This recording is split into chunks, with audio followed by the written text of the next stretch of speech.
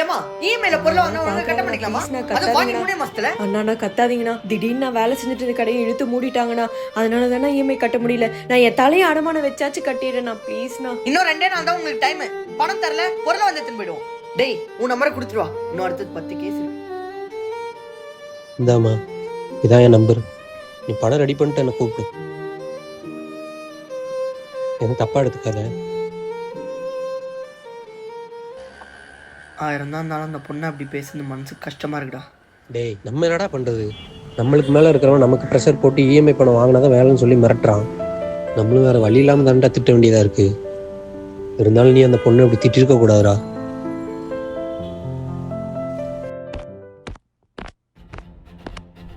Fraud.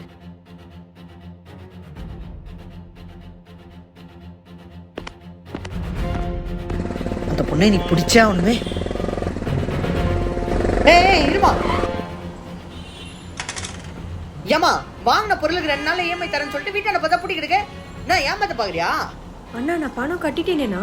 எப்ப கொடுத்த? யார்கிட்ட கொடுத்த? உங்க கூட ஒரு அண்ணா வந்திருந்தாருல, நீங்க கத்திட்டு போன அன்னைக்கு சாயங்காலமே வந்து பணத்தை வாங்கிட்டு போயிட்டாரு. எல்லாம் சரியா இருக்குமா? ஹலோ டே ஆகாஷ், முகேஷுக்கு ஃபோன் போட்டா சுவிட்ச் ஆஃப் வருது. முகேஷ் 4-5 பேர்கிட்ட பணத்தை வாங்கிட்டு ஏமாத்திட்டான்டா. என்னடா சொல்ற? சரி நீ போய் நான் கூப்பிடுறேன். சரி. அந்த நாய் பணத்தை வாங்கி ஏமாத்திட்டாமா? அண்ணா என்னண்ணா சொல்றீங்க? என் அம்மா ஞாபகத்தமா வச்சிருந்த கொலுசு வித்து தானே நான் அந்த காசு கொடுத்தேன். என்னண்ணா பண்றது இப்போ? என்கிட்ட கையில வேற காசே இல்லண்ணா. என்னண்ணா கஸ்டமர் இருந்து பணம் வரவே இல்லையாமே. என்னதான் முடியுங்கிற? சார் இல்ல சார், அந்த முகேஷ் எனக்கு எந்த காரணமும் வேணாம். நீ அவனை கூட்டு கலவணிக்கு தானே சாயங்காலத்துக்குள்ள கலெக்ஷன் பண்ணி ஆகணும்.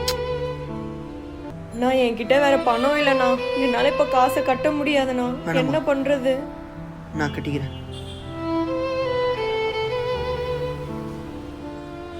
மா சாரிம்மா.